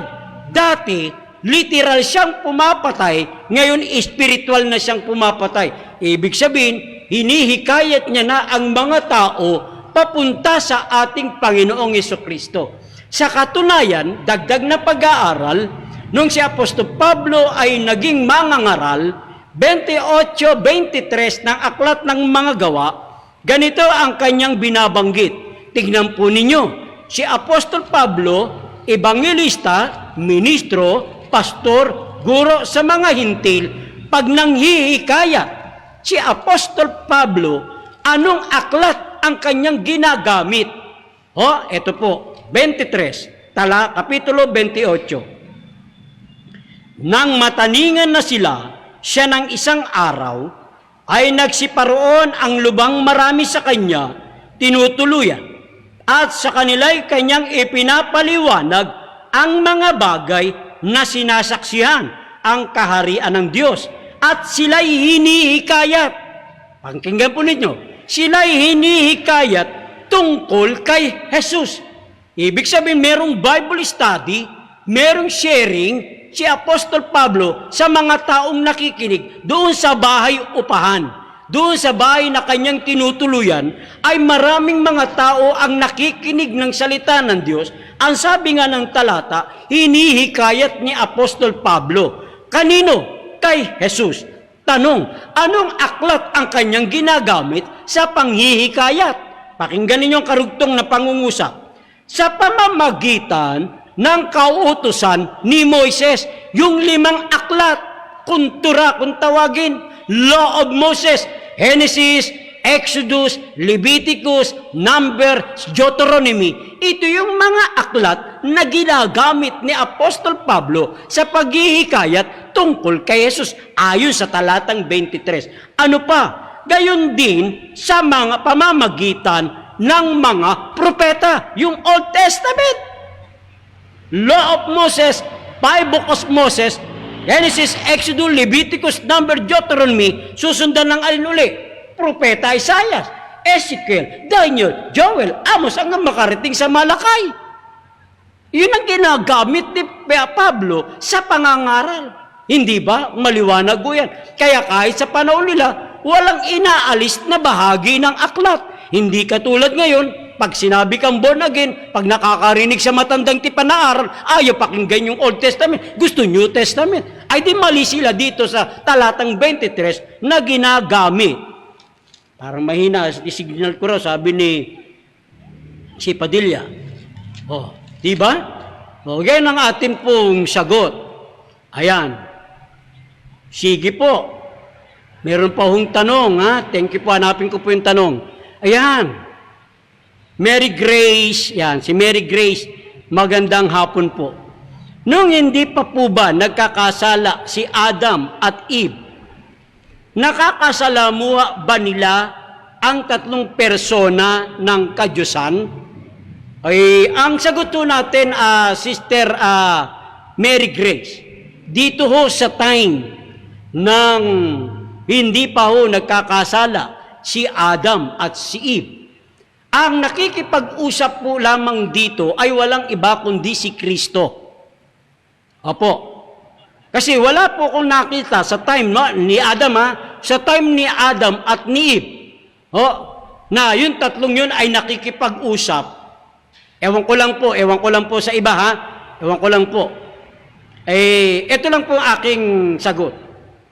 Nung hindi pa po nagkakasala si Adam at Eve, nakakasalamuha ba nila ang 3 persona ng kadyusan?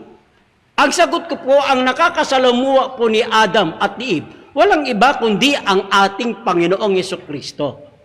Ano man yung mensahe sa creation, sila pong 3. Tanda po ninyo, sila pong 3. Ang priority, yung main na gumawa kay Adam at kay Eve, walang iba kundi si Kristo. Opo, si Kristo po. Maging sa panahon ni Moises, ang kilala ni Moises, si Kristo. Maging sa panahon ni Jacob, maging sa panahon ni Abraham, ay si Kristo ang kanilang nakikilala. Pero merong isang chapter sa chapter 18, sa chapter 18 ng Genesis, Sister Margie, ayan. Pag tinignan po ninyo ang Bible commentary sa Genesis chapter 18, na nakita ni Mr. Lot, si Abraham, nakita ni Abraham yung 3 lalaki. Chapter 18 na aklat ng Genesis. Yun po ay 3 persona. Pag tinignan po ninyo ang Bible commentary, volume 4, page. Ganito po. Bible commentary, volume 4, page 326. ng Bible Commentary o Volume 1, Volume 1 ng Bible Commentary, page 326.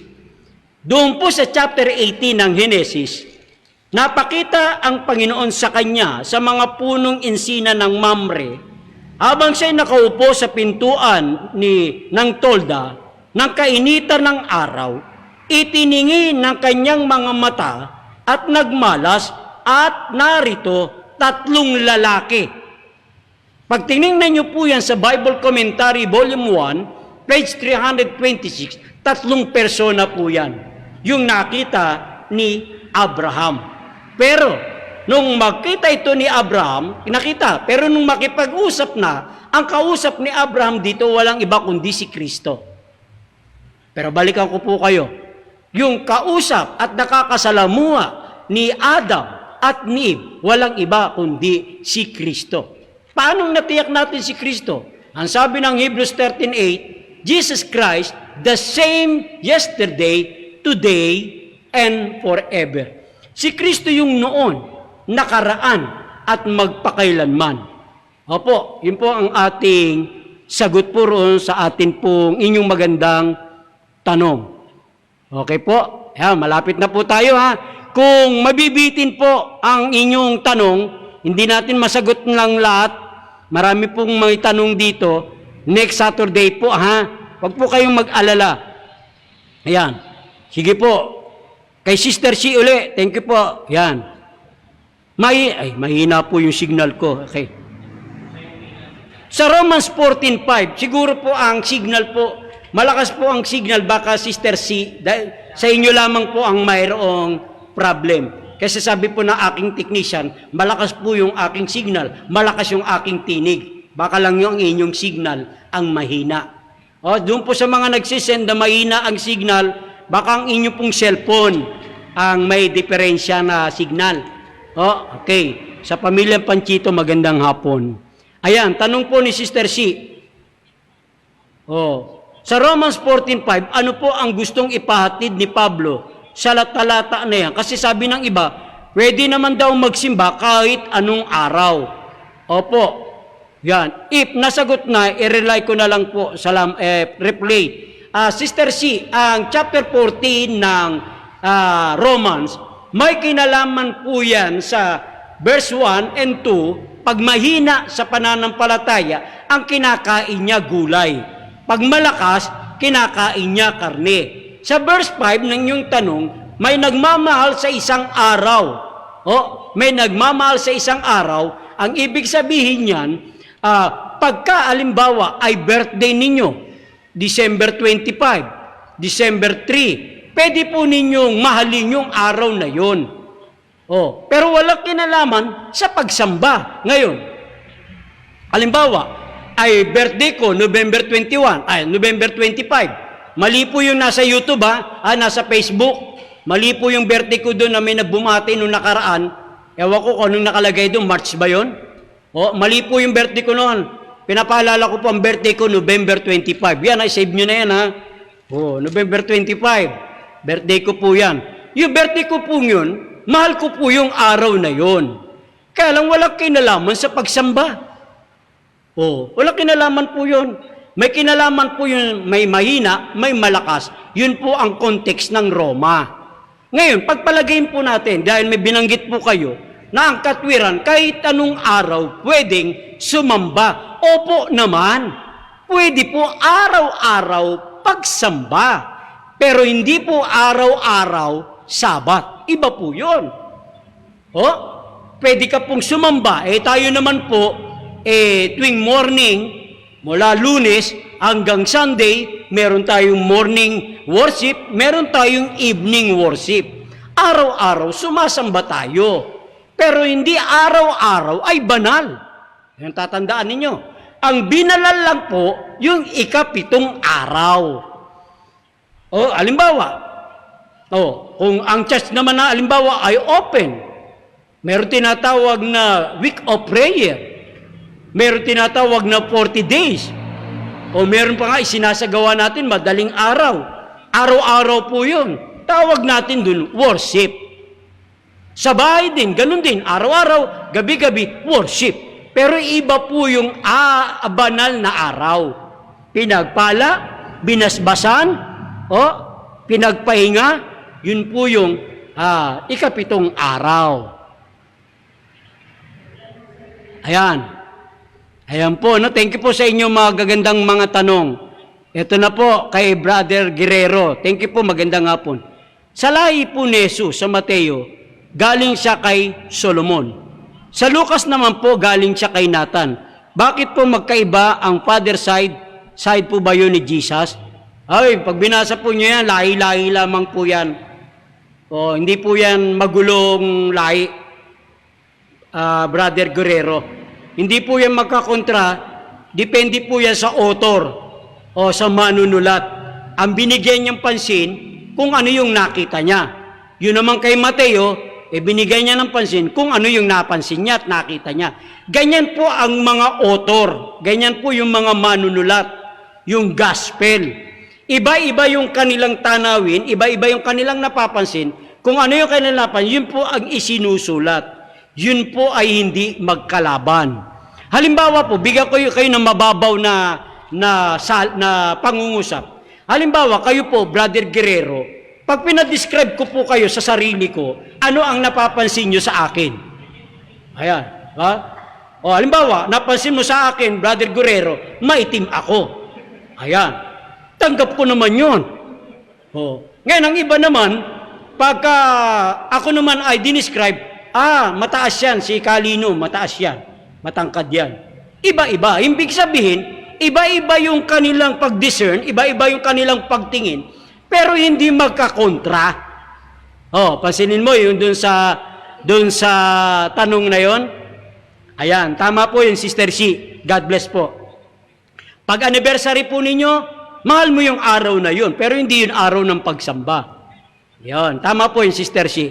Yun po, ang tanong natin. Thank you po sa inyo mga Brother Guerrero. Yun po, maging dun sa, sinasabi ko nga po, sa description ng lahi ni Kristo ay kay Solomon, tapos sa size, ayan, halimbawa, ayan, sino nag-text nun? Aba, wow, thank you, Brother Guerrero, ha? Wow, biro mo yun, nasabi ko lang na maitim ako, nasabi mo naman na-describe sa akin, gwapo. Wow, nanay ko rin nagsabi sa akin yan, gwapo, kaya hindi ko matanggihan, ewan ko kay Berber, kung anong tingin sa akin ni Berber, pero tinatanggap ko lahat yan. Kaya maraming salamat po mga kapatid, mga kaibigan. Ano po, Nanay Adelaida San Juan, thank you po. Kay Sir Tuyak, salamat po sa inyong panonood. Ganon din po kay Sister Graciana, thank you po. Kay Nanay Greta, thank you po. Sa lahat po ng mga kapatid na nasa online, sa kanilang mga tahanan, maraming salamat po.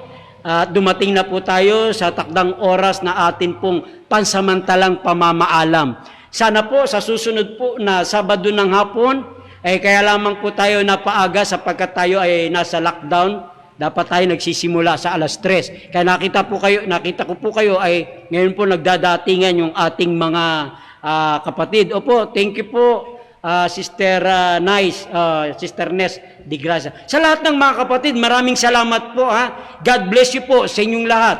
Maging nasa Middle East, nasa Amerika, nasa iba't ibang probinsya, maraming salamat po rin po ang ating Panginoon. Opo. Thank you po sa mga nagtanong. Thank you po sa ating mga technician. Okay po, ngayon po tayo po ay mananalangin. Dakila po naming Diyos na makapangyarihan po sa lahat. Hari ng mga hari, Panginoon ng mga Panginoon. Amang banal sa mensahe po na aming napag-aralan. Para kami lumago sa biyaya at pagkakilala po sa inyo, basahin po namin ang inyong banal na salita nang merong malalim na pagnanasa, na meron pong kapakumbabaan ng puso. Sa mga panalangin ito, amang banal, ay makilala po namin ng lubusan ng aming Panginoon, aming tagapagligtas, Diyos ng aming buhay. Pagpalain po ninyo ang aming mga kaibigan, mga kapatid, sa iba't ibang mga bansa, sa iba't ibang probinsya. Sa lahat po ng nanonood, sa lahat po ng nakikinig, ingatan mo po ang kanilang buhay. Sa kabila ng lockdown, dakilang Diyos, ay patuloy po kaming tumingin sa kaitaasan sapagkat naroon po ang dakilang pag-asa.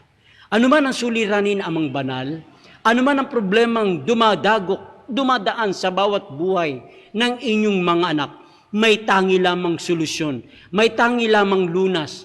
Kayo po na si Kristo ang katugunan. Salamat po sa bendisyong igagawad sa bawat isa. Ito ang aming dalangin sa pangalan po ni Jesus. Amen. I was